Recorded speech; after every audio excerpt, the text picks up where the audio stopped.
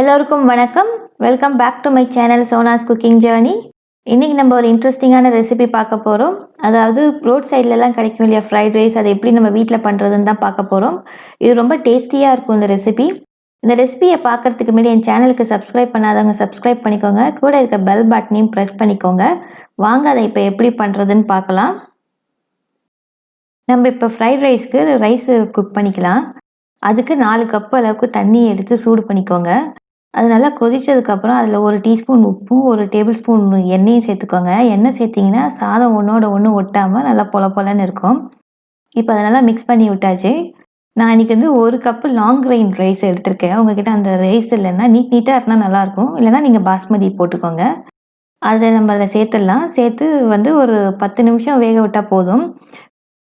சாதம் வந்து ரொம்ப வேகக்கூடாது, கொஞ்சம் வெரையாக தான் இருக்கணும். அதனால் ஒரு 80% வர வரைக்கும் வேக விடுங்க. இந்த மாதிரி ஆகும். ஒரு 10 நிமிஷத்தில் குக் ஆகிடும்.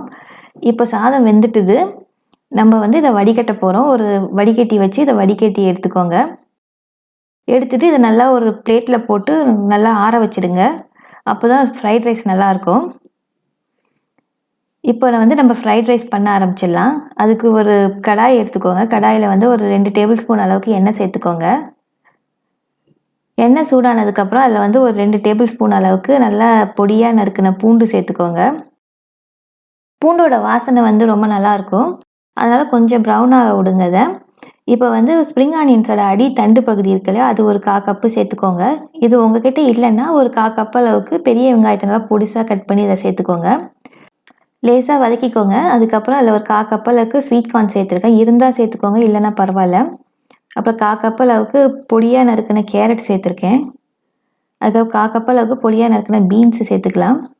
சேர்த்துட்டு இதை நல்லா கொஞ்சம் வதக்கிக்கலாம். ஒரு 2 நிமிஷம் வதக்கினா போதும். வெஜிடபிள்ஸ் நல்லா க்ரன்ச்சியாக இருக்கணும், ரொம்ப வேக விட்டுடாதீங்க. இப்போ ஆயிட்டுது, ஒரு 3 நிமிஷம் ஆயிட்டுது பாருங்கள். இந்த அளவுக்கு வதக்கினா போதும்.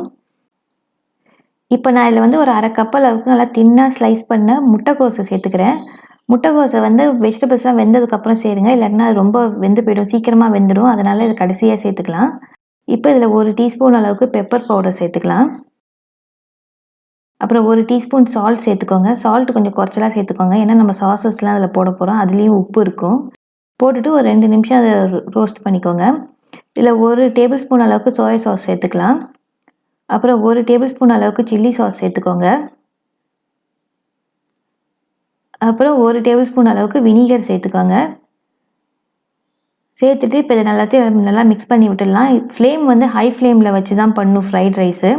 அப்போ தான் அந்த வெஜிடபிள்ஸ் வந்து கிறிஸ்பியாக இருக்கும், நல்லாயிருக்கும்.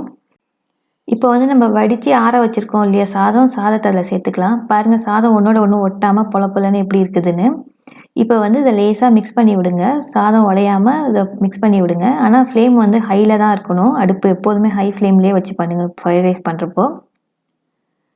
இப்போ இதை நல்லா மிக்ஸ் பண்ணி விட்டாச்சு. பாருங்கள், இந்த மாதிரி நல்லா மிக்ஸ் ஆனதுக்கப்புறம் மேலே கொஞ்சோண்டு ஸ்ப்ரிங் ஆனியன்ஸ் போட்டு நம்ம இதை கார்னிஷ் பண்ணிட வேண்டியதான். நம்மளோட ஃப்ரைட் ரைஸ் ரெடி ஆகிட்டுது. இதை வந்து நீங்கள் அப்படியே சும்மாவும் சாப்பிட்லாம், இல்லைன்னா சில்லி சிக்கன் மாதிரி ஏதாவது சைடிஷ் கூட சாப்பிட்டாலும் ரொம்ப நல்லாயிருக்கும். இதை பசங்களுக்குலாம் ரொம்ப பிடிக்கும். நீங்கள் வீட்டில் ட்ரை பண்ணி பாருங்கள். ட்ரை பண்ணி பார்த்துட்டு எப்படி வந்ததுன்னு கமெண்ட்டில் சொல்லுங்கள். இந்த வீடியோ பிடிச்சிருந்தா உங்கள் ஃப்ரெண்ட்ஸ் அண்ட் ஃபேமிலி கூட ஷேர் பண்ணுங்கள். மறந்துடாமல் இந்த வீடியோவுக்கு ஒரு லைக் போடுங்க. என் சேனலுக்கு சப்ஸ்கிரைப் பண்ணாதவங்க சப்ஸ்கிரைப் பண்ணிக்கோங்க. கூட இருக்க பெல் பட்டனையும் ப்ரெஸ் பண்ணிக்கோங்க. மீண்டும் இன்னும் ஒரு இன்ட்ரெஸ்டிங்கான ரெசிபியுடன் உங்களை சந்திக்கிறேன். நன்றி, வணக்கம்.